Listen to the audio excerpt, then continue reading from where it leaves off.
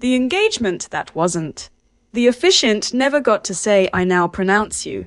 Hunter stood at the altar with the ring in his hand. His eyes locked on mine for a brief second. Then he walked past me. Straight past me. The guests gasped as he slid the diamond ring onto Mabel's finger.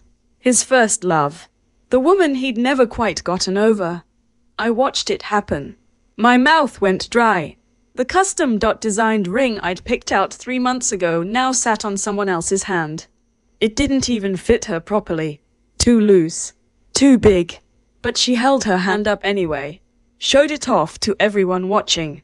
Hunter turned back to me with that smile. That same smile he used whenever he wanted to get away with something. "Mabel has severe depression," he said, keeping his voice low. "She's never been anyone's first choice. I needed to give her one moment, one dream." He wrapped his arm around Mabel's waist and pulled her close. Then he leaned toward me and whispered, "Be good, Rose. I'll take you to the courthouse next week. We'll make it official then. No point in causing a scene now." He actually said that, like he was doing me a favor.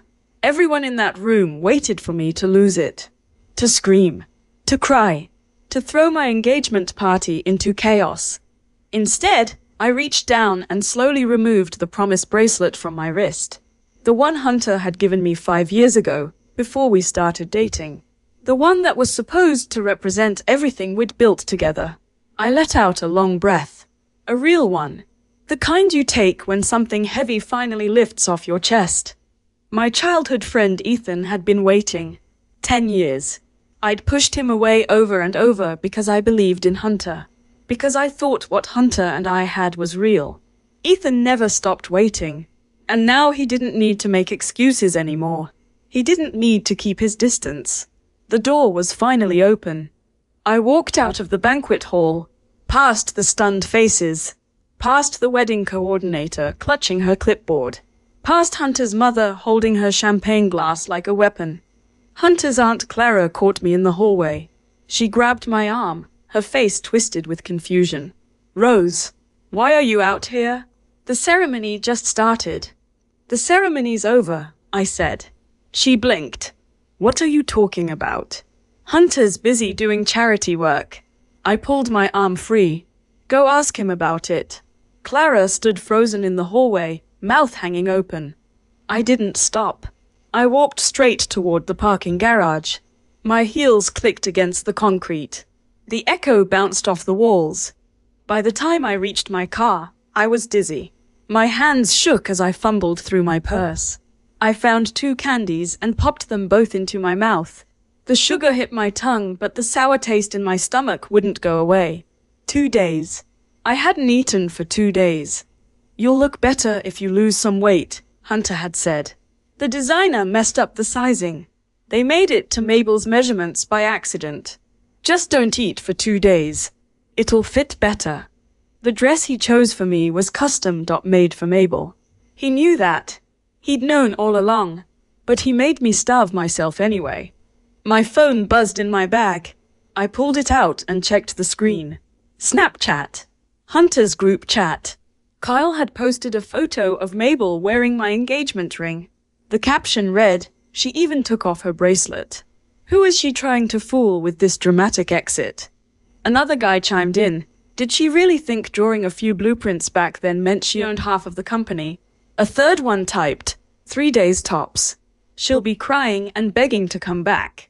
Hunter, you better teach her a lesson this time. Then Hunter's icon popped up. Let her cool down. Don't spoil her.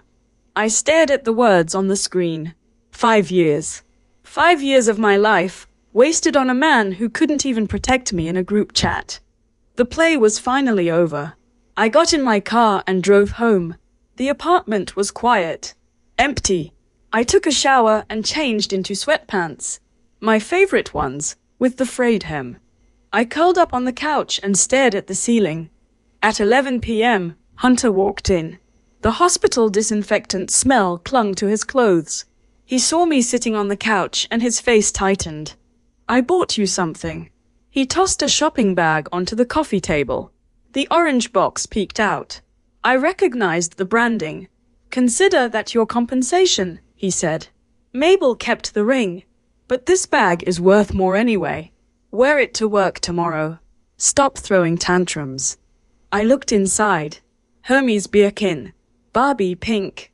The exact color Mabel had wished for on Instagram yesterday. She wanted one too, I said. Hunter shrugged. She can have her own. You're the one I'm marrying. He crossed the room and reached out to ruffle my hair. His fingers brushed my scalp. It's just a ring, Rose. You're my choice. Next week, we'll go to the courthouse. It'll be done. Just stop picking fights with Mabel. She's fragile right now. She can't handle stress. I tilted my head away. His hand hung in the air, frozen. How long are you going to keep this up? He dropped his hand. I bought you the bag. I gave you an out. What more do you want before you behave? His phone rang in his pocket. He pulled it out and looked at the screen. The color drained from his face. Mabel had sent him a photo. Her wrist. A faint red mark across the skin. He ran to the bedroom. Locked the door. I sat on the couch and listened to him through the thin walls. Mabel, don't do anything stupid. I'm coming over right now. Just stay where you are. Don't move. His voice cracked with panic. Real fear. The kind he'd never once shown for me. I looked down at my own wrist. The band-aid from my tendinitis appointment was still there. The appointment he'd forgotten about. The appointment he'd blown off to take Mabel to the beach. My phone buzzed on the coffee table. The private jet route has been approved for Monday morning. Are you ready to come home? Ethan. He'd been waiting 10 years. I'd put him on hold for Hunter. And now I was finally ready. My eyes burned.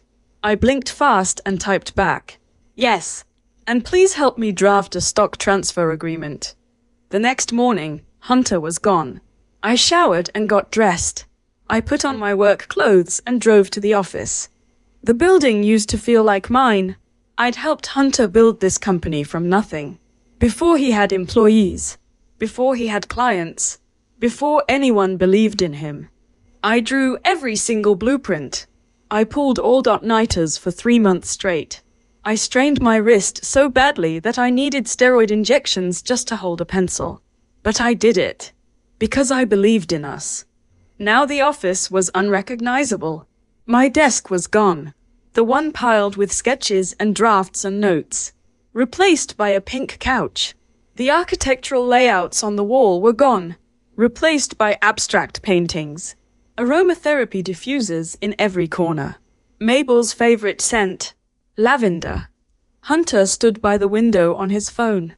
He saw me walk in and hung up fast. Why are you here? I pointed at the empty space where my desk used to be. Where are my blueprints? Hunter walked toward me. Storage room. Mabel needed space to relax. The doctor said a healing environment would help her depression. You turned my office into her therapy room. Hunter patted my shoulder. You're not going to need an office anyway. After next week, you're a stay-at-home wife. Just find an empty desk outside. Work there. He smiled. You've always been so reasonable, Rose. So cooperative. That's what I love about you. The blueprints in the storage room. All those years of work. All those late nights. Shoved away in a dark closet so Mabel could have a pink couch. I have a follow-up appointment today, I said. My wrist. The tendinitis. Hunter glanced at his watch. Can't make it. Mabel gets depressed on cloudy days. I promised to take her to the beach. Your wrist isn't that serious. Just take an Uber. I walked out of the office. I sat alone in the clinic waiting room an hour later.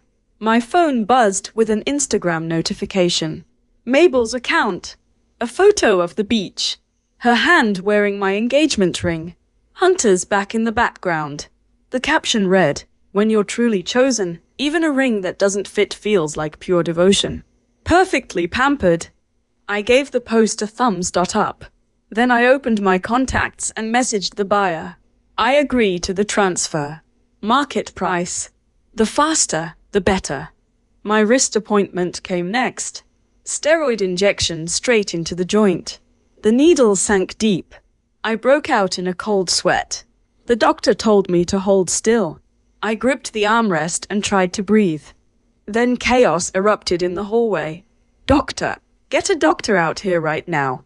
Hunter burst through the clinic doors. Mabel was in his arms. He was pacing and shouting, frantic. His face was pale, his eyes wild. Mabel sniffled against his chest. Her big toe was slightly red, slightly, rubbed against the sand.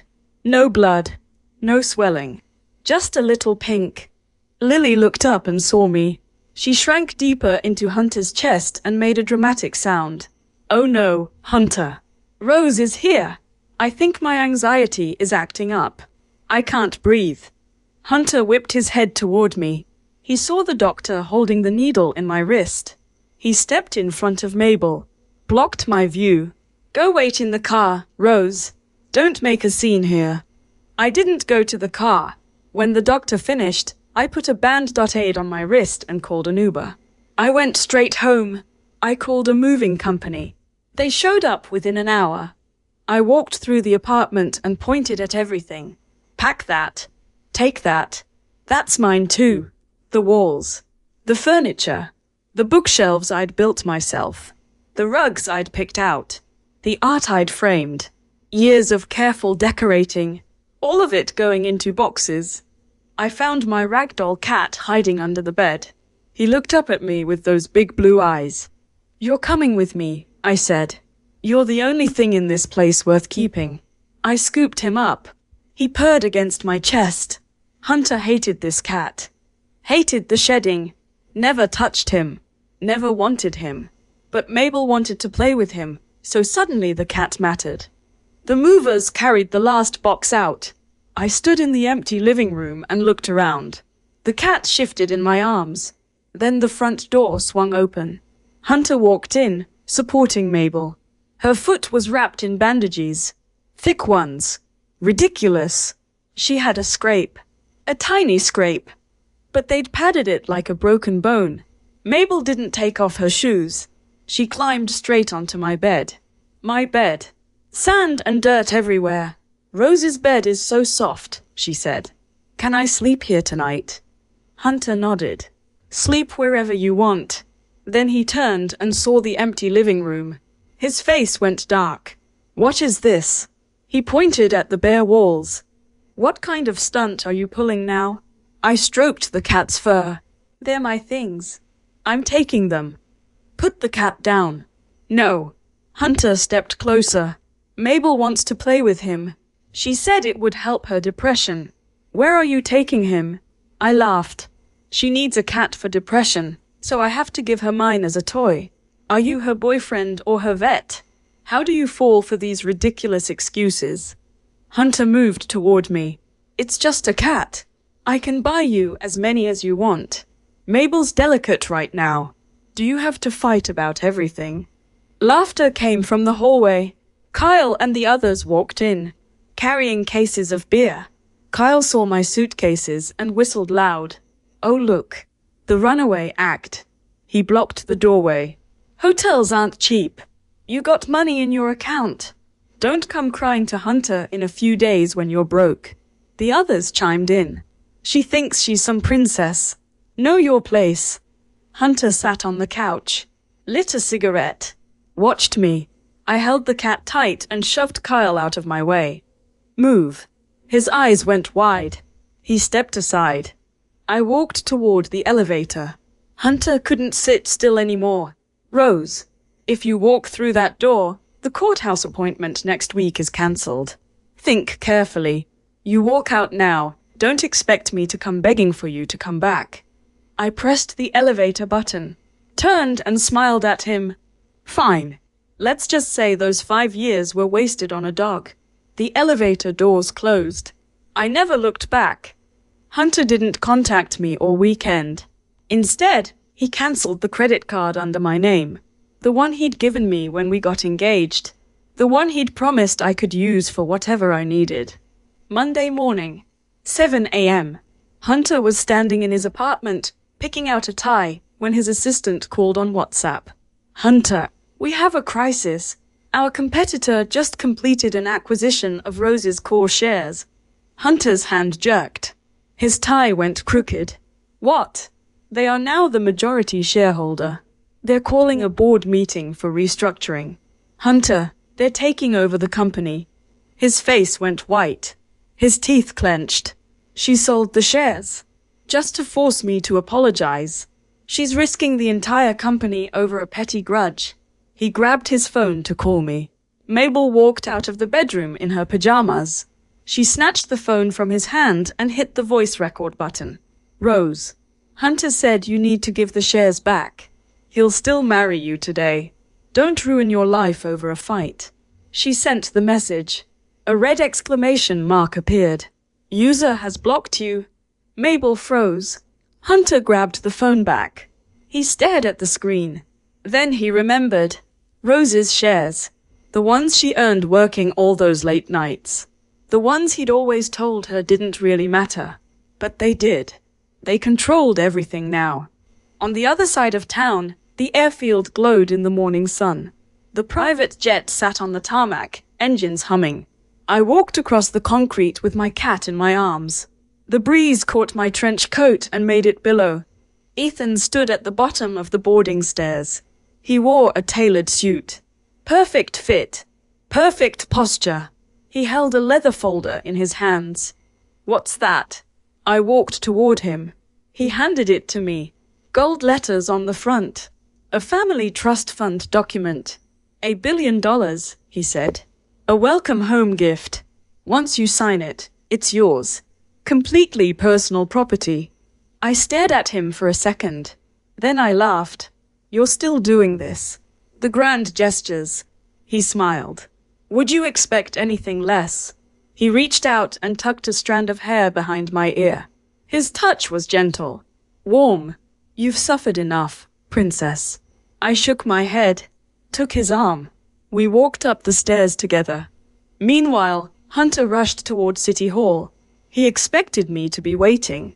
Standing there with my shoulders slumped, clutching my purse, waiting for him to take me back. He had a speech ready. A speech about forgiveness. About growing up. About how I needed to sign the shares back if I wanted to save this relationship.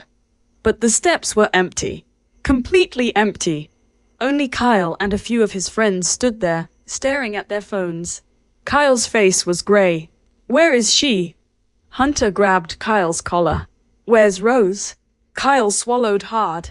Held up his phone. You need to see Twitter. Hunter grabbed the screen. The #1 trending topic was screaming at him. Upper East Side billionaire Ethan Sterling deploys private jet to welcome back his heiress fiancé. Hunter's hands started shaking. His phone hit the ground. He looked up at the empty courthouse steps. And for the first time in 5 years, he didn't know what to do. My phone buzzed on the private jet. I glanced at the screen. Hunter's name. I ignored it. Turned to Ethan, who sat across from me. The cat was asleep in my lap. He's calling, I said. Ethan raised an eyebrow. Are you going to answer?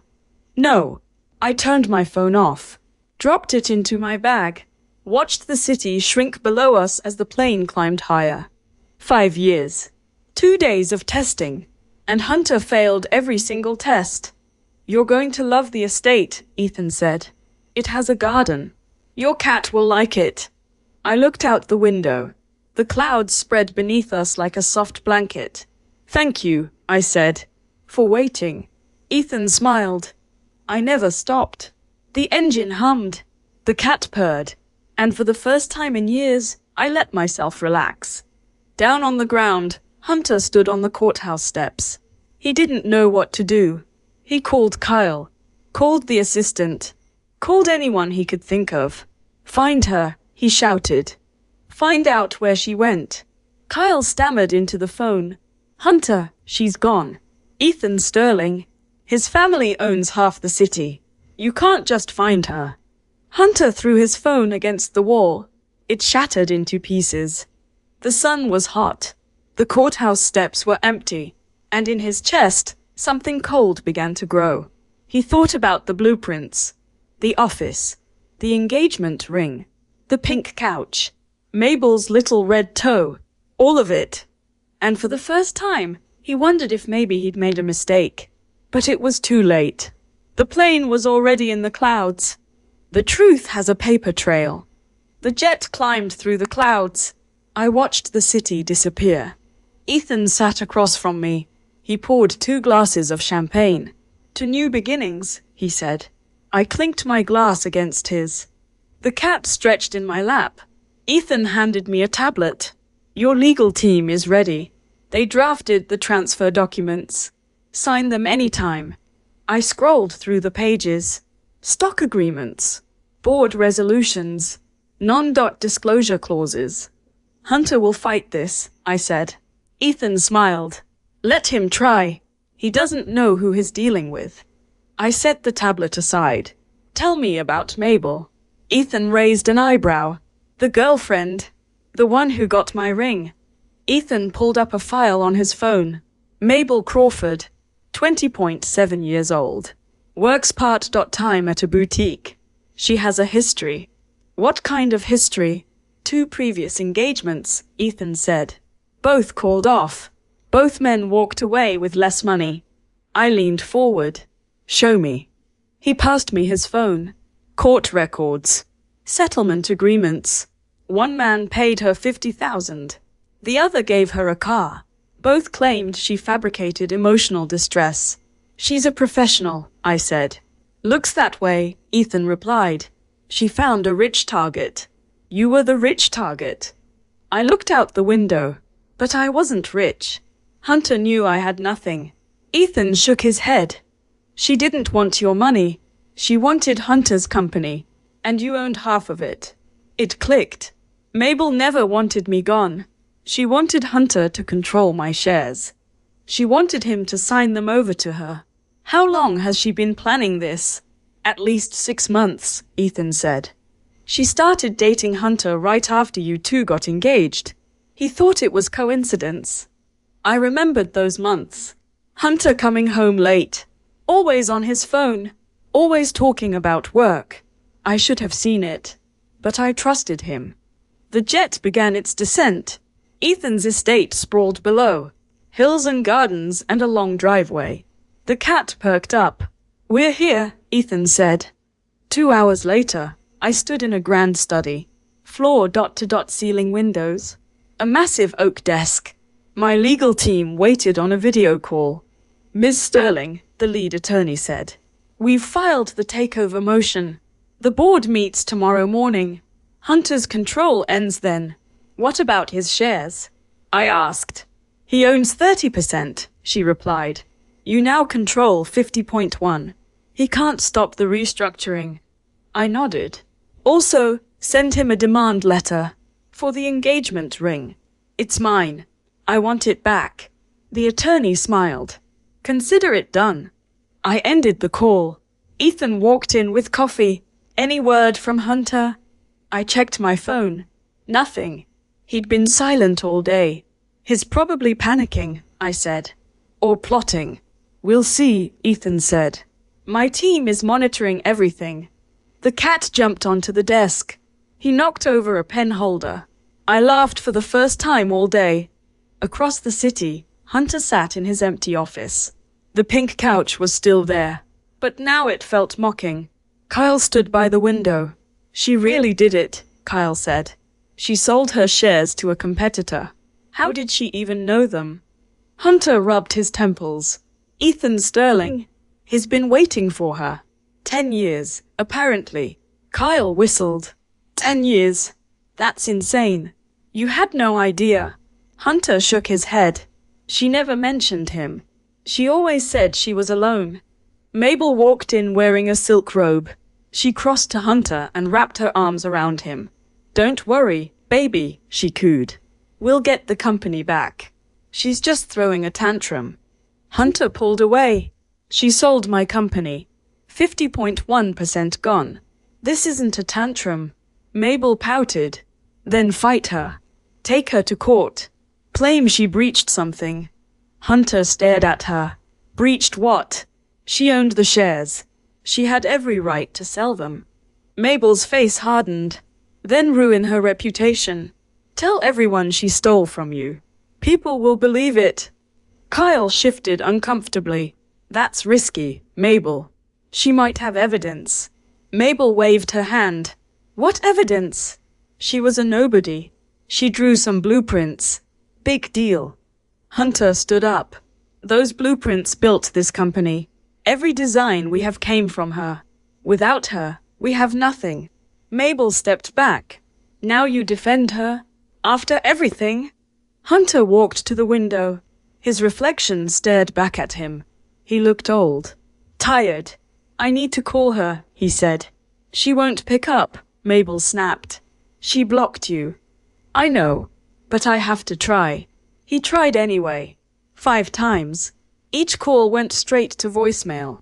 He left a message each time. Rose, please. Let's talk about this. I made a mistake. We can work it out. No response. He tried texting. Same result. Delivered, but no reply. Mabel watched from the couch. Her arms were crossed. Her jaw was tight. You're wasting your time, she said. She's gone. She chose her billionaire. Let her go. Hunter spun around. You don't get to tell me that. You're the reason she left. Mabel's eyes went wide. Me? I didn't ask for the ring. You gave it to me. You said you wanted to make me happy. Hunter ran his hand through his hair. I know what I said, but I didn't think she'd actually leave. She always stayed before. Mabel stood up. So this is my fault. Because you humiliated her in front of everyone. Because you chose me over her. She started crying. Big dramatic sobs. Hunter didn't move.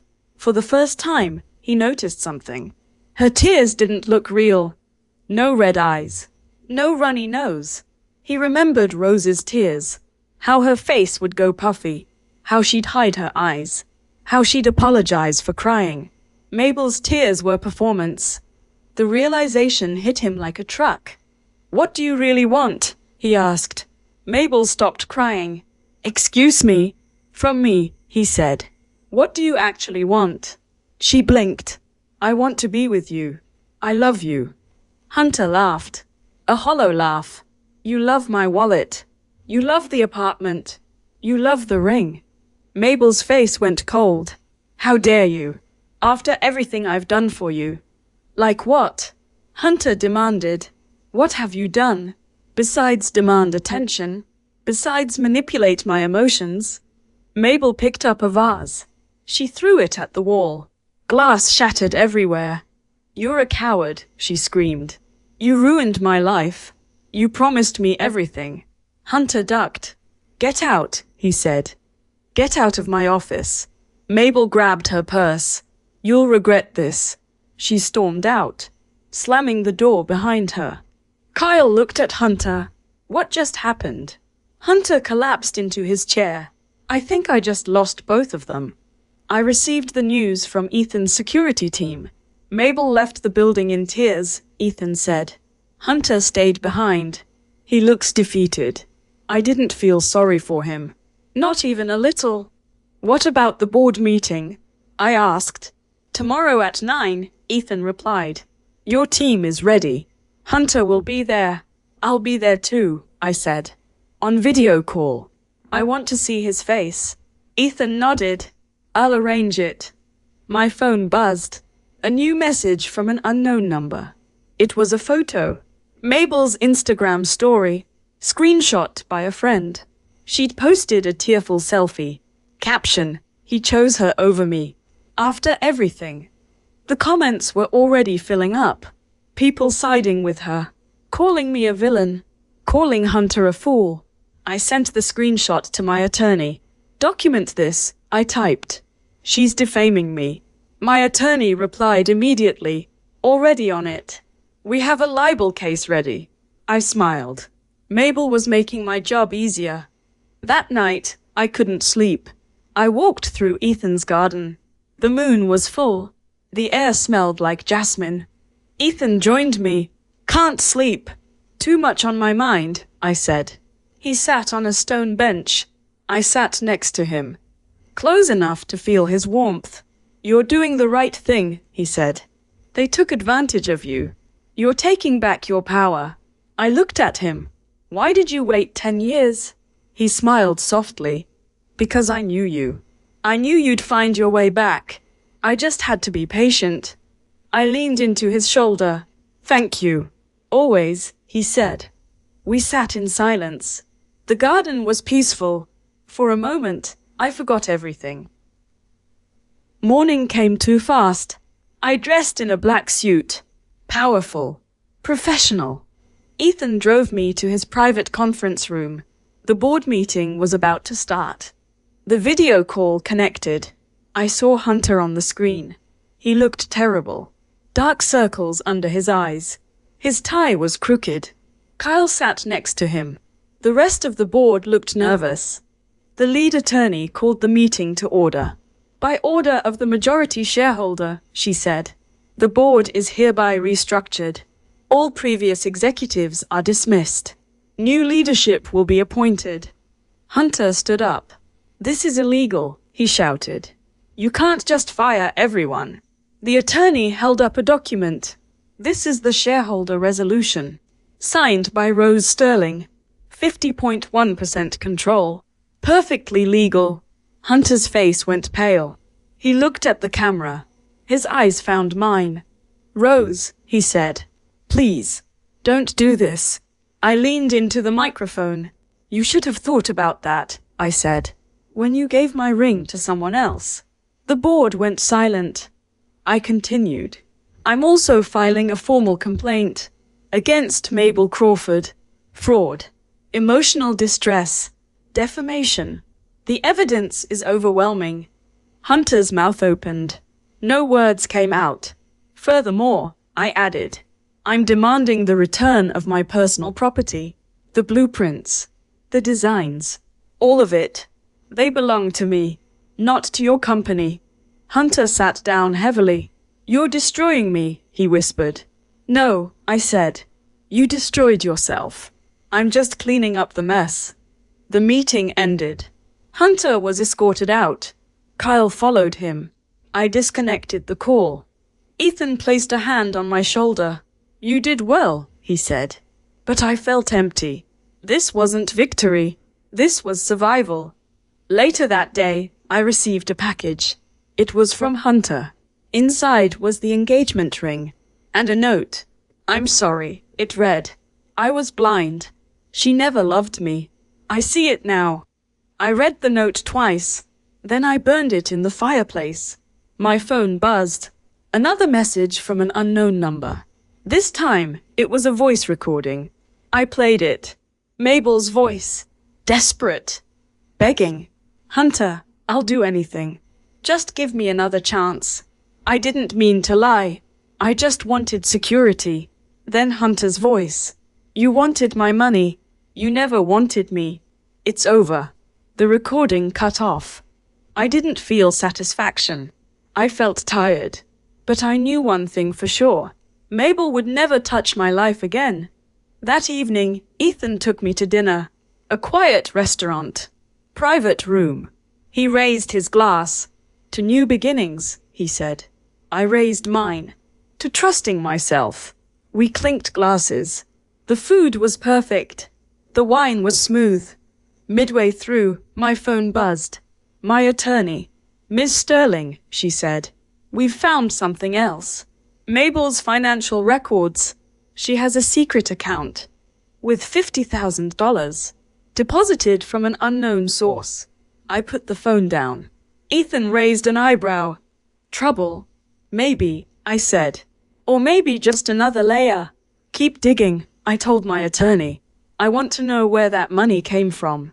She promised to update me. I looked across the table at Ethan.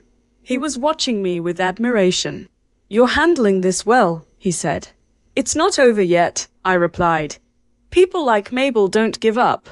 They always have one more trick." Ethan smiled. "Then we'll be ready." We finished dinner.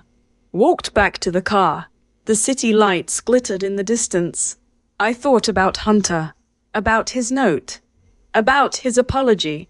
Part of me wanted to believe him, But I'd learned my lesson. Trust needed to be earned, not give.